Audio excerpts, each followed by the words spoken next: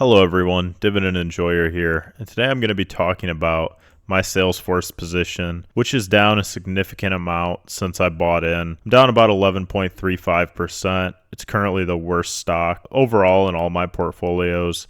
And I'm just going to kind of talk about the philosophy on why I bought and what I'm going to be doing going forward with it. So I'm down, again, 11.35%, or about $264.64 on my Salesforce position. It's currently worth $2,066.15. But I paid $2,330.79. The reasons I thought that this stock was so compelling is, for one, the network effects, which I've talked about extensively. It's basically that it's very expensive to get out of Salesforce's infrastructure once you're in.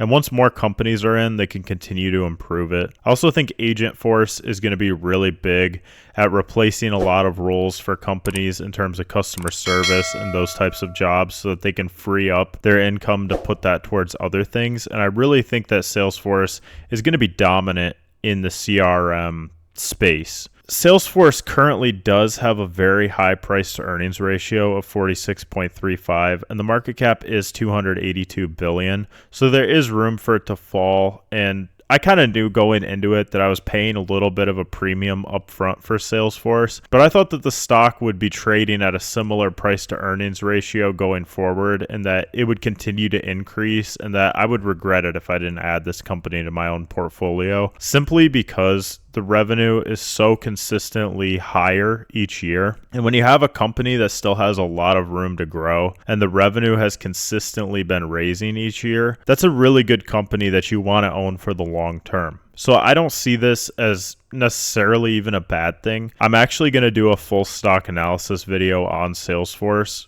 mainly for myself and for you guys, to see what I think a fair value would be and then determine if I should buy or not. So I'm probably going to be working on that over the weekend to give me kind of time to really think it over and understand if I want to commit more capital to this, or if something safer like an Energy Transfer or even American Express, because that's fallen as well, might be a better add to my portfolio. But the reason it dropped so much was because they expected revenues of $40.5 billion to $40.9 billion, compared with the analysts' expectations of $41.37 billion for next year. When they're forecasting lower than expected results, obviously the value that's been priced in, if it's lower from their expectations than what analysts are expecting, that's going to cause the stock to drop. And they're going to be starting to use this revenue range in their own models and in their own forecasts. And that's obviously going to hurt Salesforce, right? For me, being a long-term investor, this is going to affect the current price today. Again, in the long term, I think that they're going to be one of the biggest benefactors of artificial intelligence. And I think that Salesforce still has a lot of room to grow compared to a lot of the Mag 7 names. And I do think that this is more of a risky bet that I'm doing, but I still think that it's a very high quality company. I'm happy to invest more money into this if my DCF finds that it's at or below its fair value from my own valuation metrics. And I'm going to keep a level head. When I see the numbers go red, I usually am buying more to get my average costs down, because in the long term, I think that Salesforce is going to just continue to grow. And my thesis for that, again, is that it's very hard to get out of Salesforce's products once your company has bought into them. And more companies are going to want to join as they continue to improve the product. And it's such a specialized product, and it's the main thing that they're focusing on. And I just think that this company as a whole is very high quality, and I want this in my portfolio. I see Salesforce it almost looks like a more risky, like a higher risk, higher reward version of American Express. And for that reason, I do kind of favor American Express more, and I do already have a lot of money into Salesforce. If the valuation is very enticing to me, I feel like I would have to go into the one that I feel like has more growth into the future and will benefit more in the future as analysts kind of realize that it was undervalued, and as Wall Street kind of realizes that. But I also think that this stock is being hurt by the fact that tech companies overall are not being as favored by the market. I've seen a lot of defensive stocks rise where a lot of tech companies have fallen, and this will overall benefit my personal portfolio. But I still think that Salesforce is a great company. I think that it's an amazing company, actually. And, I'm not going to sell any of my Salesforce. When this type of thing happens, and you don't change your overall opinion on the company over the next 10 years based on maybe 1 year that's going to be bad, or, even in my model, I'll be able to put this in and see based off of what they're forecasting, what the correct growth of the free cash flow is going to be. Maybe I'll come to a different valuation and maybe I won't want to add anymore. But when this type of thing happens, you have to double down. And if you were buying it at a higher value, and you think that the company's still worth around what you were valuing it at before, you need to buy more into it if you have the opportunity and if you believe in that thesis fully. If something happens with Salesforce that makes me change my thesis or opinion on the company as a whole in their future and what I kind of expect is reasonable, for one, I would either want to sell out or I would just want to hold my shares. But I don't think that for this company, because of the quality type of company it is and how specialized it is and how smart that they're doing these things, and how I think the whole market is going to be able to benefit from artificial intelligence. But I think that Salesforce is really on the front lines of that and trying to be an innovator in this space. I think that overall it's a good bet, and that I shouldn't be taking a loss on a company that's this strong overall. The consistently raising revenues and the network effects are things that I really like in companies.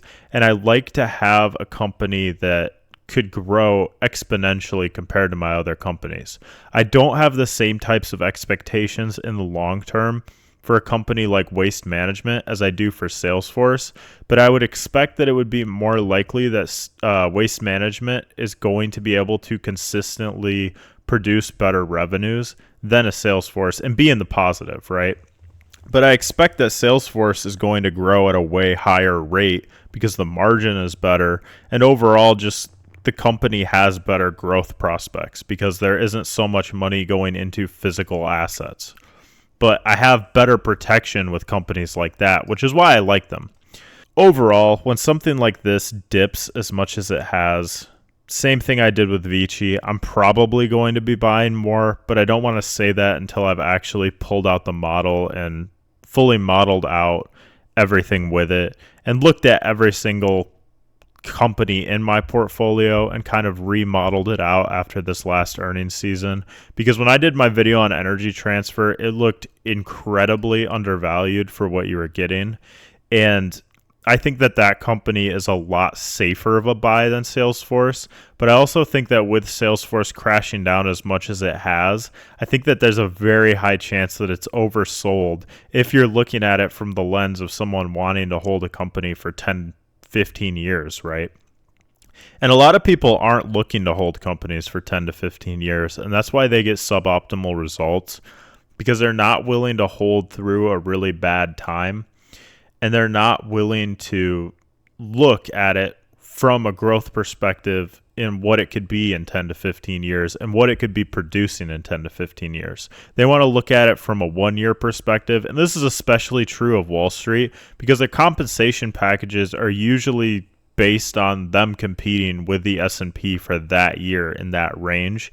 And I think that that's a very poor way to trade, but it's how the majority of asset managers do trade because they want to get their incentive packages for that year. And it would also be unrealistic for a company to give them 15-year goals because you don't know if someone's really going to be in that role for 15 years, or I mean, there's a myriad of reasons for why that would be a bad idea to judge someone on their next 10 to 15 years.